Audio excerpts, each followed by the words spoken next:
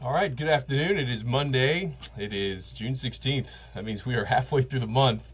We are coming up on the summer solstice. That'll be on the 20th. It occurs, I think, roughly at about 9:40 p.m. Central Time. So the daylight hours longer and longer here, some of the longest of the year for us over the next couple of days, and you'll feel that heat level, on the rise. So let's go to our forecast here. We kind of know the headlines this time of year. Those scattered afternoon thunderstorms will be the theme here if we have anything active, along with that heat index. So just looking at this big picture here, we are in the full midst of a summertime setup. You've got winds coming in off the Gulf, and that is providing the moisture we need for these daily afternoon thunderstorms. The biggest byproduct of these is a lot of lightning.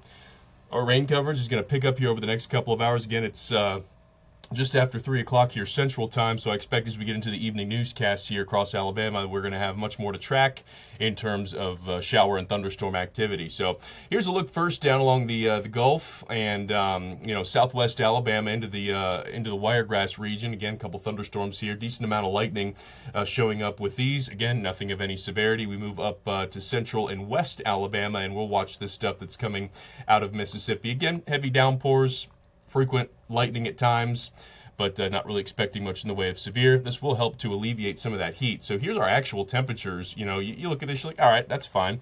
Then you go to our heat index, and this is what will be a very common occurrence this week, is when it's not raining, when you're outside these thunderstorms, it's just hot. You add in the fact that there's higher dew points, it is going to feel like we're in the mid to upper 90s, and par for the course here.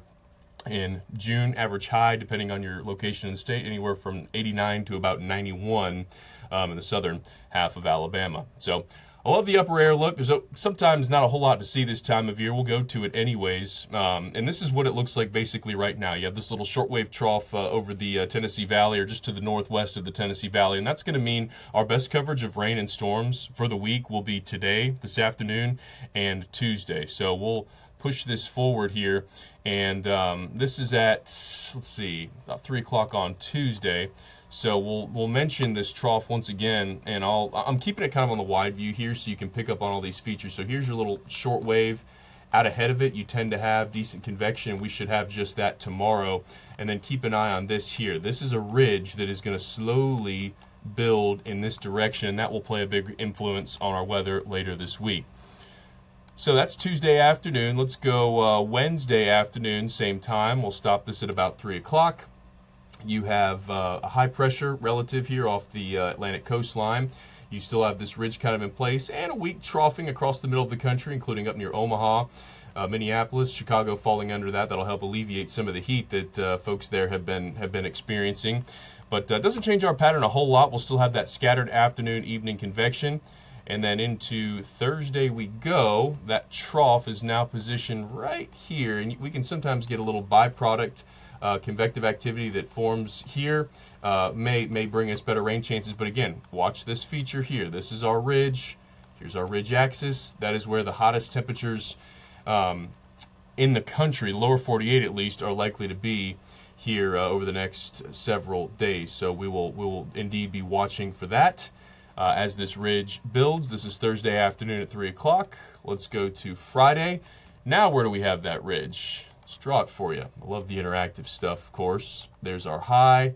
There is this big ridge. And everything underneath here is under that umbrella of very warm conditions. This will also drop our overall rain coverage late in the week. It won't completely put a lid on it, as we will have convective activity, but this will certainly drop our rain chances some to where they will not be as widespread. And again, the heat continues as this ridge now shifts to right over West Tennessee, Kentucky, by the end of the week. So underneath here, seeing these darker orange, those are high height values.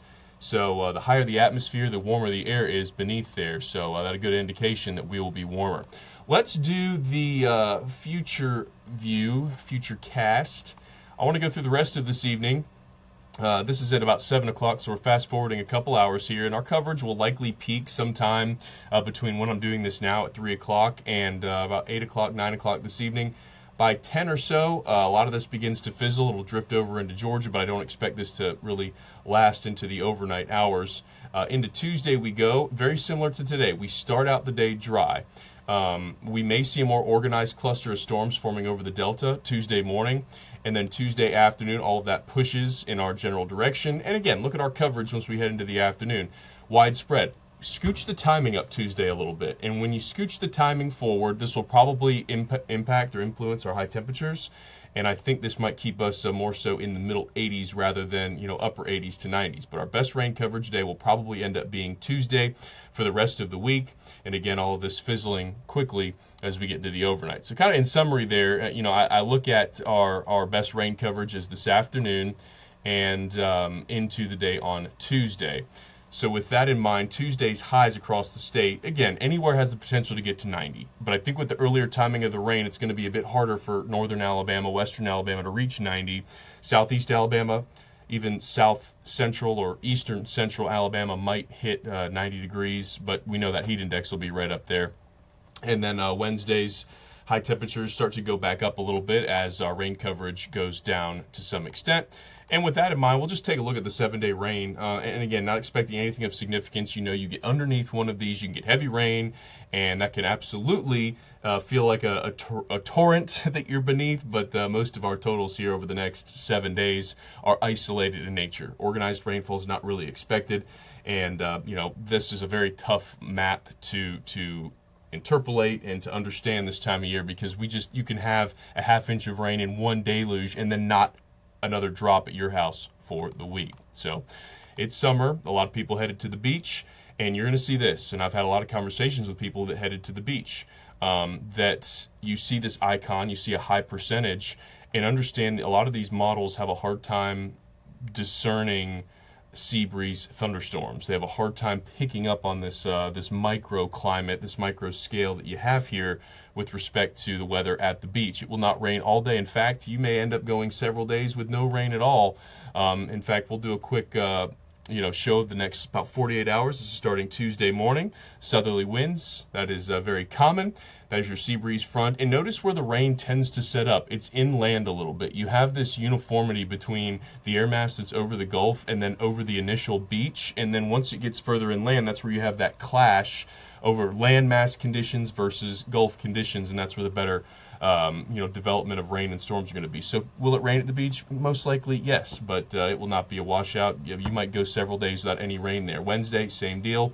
The forecast calling for that southerly wind coming in off the Gulf. So you have these showers that develop over the water and will gradually move inland and possibly chase you from the beach for a little while. Rip current forecast here, low to moderate over the next several days. There's nothing very inclement with the storms that should have a big impact on this. And again, a southerly wind is pretty typical. It works with the water coming towards the beaches, but always keep an eye on the flags as you move from chair to chair, spot to spot on the beach. Keep you and your family safe. Tropics, quiet. Lots going on in the East Pacific there on the other side of Mexico, but nothing here in the Gulf, the Caribbean, the Gulf Stream, or the Atlantic. Pretty common to see low development in the month of June, and hopefully that trend will continue. Look at the CPC 8 to 14 day outlook here. This goes basically through the end of the month, calling for that ridge that I just showed you to be the predominant feature in the eastern half of the country, and perhaps leading to slightly above average temperatures for a lot of folks here. So that's a look at what we're talking about here as we head into the Alabama week. We have our newscast coming up here at 4, 5, 6, and 10. I'll be doing those this week while James is on some much-deserved vacation here. So be sure to tune in. Hopefully you guys are having a great week, great start to the still early summer, and you have a good evening. We'll see you on the air later on today. See y'all.